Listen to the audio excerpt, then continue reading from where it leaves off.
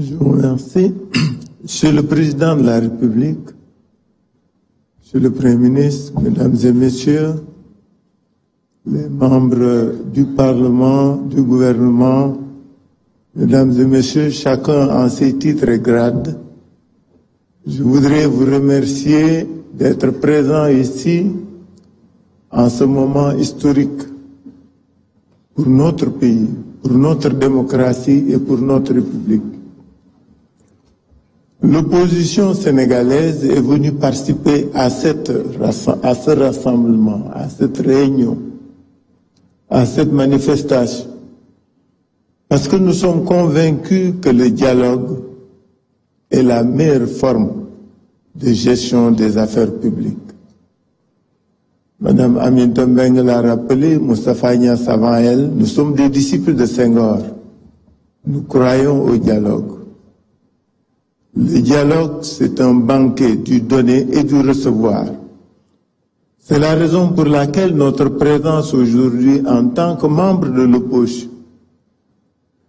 est de faire en sorte qu'au sortir de nos échanges et de nos assises, nous parvenions à un Sénégal mieux dirigé, plus réconcilié. En ce sens, nous voudrions dire que venir au dialogue pour nous de l'opposition, c'est répondre à une invite pour que le Sénégal puisse changer et changer durablement. Le contexte dans lequel nous nous trouvons est un contexte difficile pour l'opposition. Certains l'ont rappelé. Les arrestations, les interpellations ne sont pas des méthodes qui peuvent permettre une gouvernance apaisée. À côté du djoubel et du djoubanti, il faudra y ajouter, quelqu'un l'avait dit, un djoubo sincère et permanent. Ce djoubo permettra de dépasser les clivages. Ce djoubo permettra de pacifier les rapports. Ce djoubo nous permettra d'aller vers des réformes qui permettent une gouvernance apaisée, mais surtout efficace.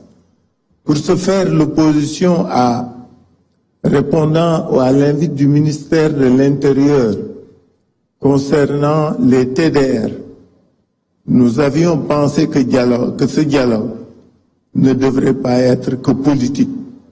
Il devrait être un dialogue qui porte sur les préoccupations des populations, c'est-à-dire un dialogue qui porte sur les questions sociales, sur les questions économiques, pour que le Sénégal puisse traverser les moments de difficulté que vivent les populations. Il est indéniable aujourd'hui que ce pays a des problèmes, que les populations vivent des difficultés. Il nous faut leur trouver des solutions viables. Nous sommes venus à ce dialogue aussi, puisque c'est un dialogue dit politique, pour que le système puisse évoluer. 1992 a été un bon point de départ. Il a été suivi de différents autres moments de réflexion et de communion. 96, 2000, 2017, 2019. Ces moments de communion ont permis de dépasser les contingences et les conflits.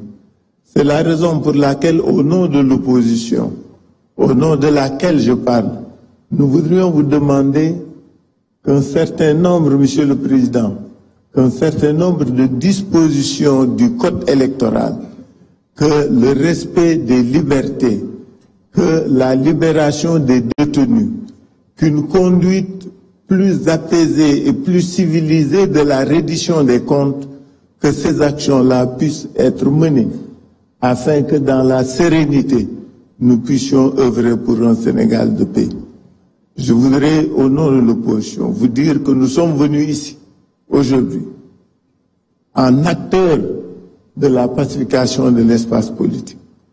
C'est la raison pour laquelle nous sommes d'accord pour que les réformes puissent être conduites au niveau du code électoral, au niveau de la Constitution, afin que nous puissions, au terme de nos assises, vivre un Sénégal nouveau, qui serait un havre de paix et de concorde, afin que nous puissions ensemble aller de l'avant.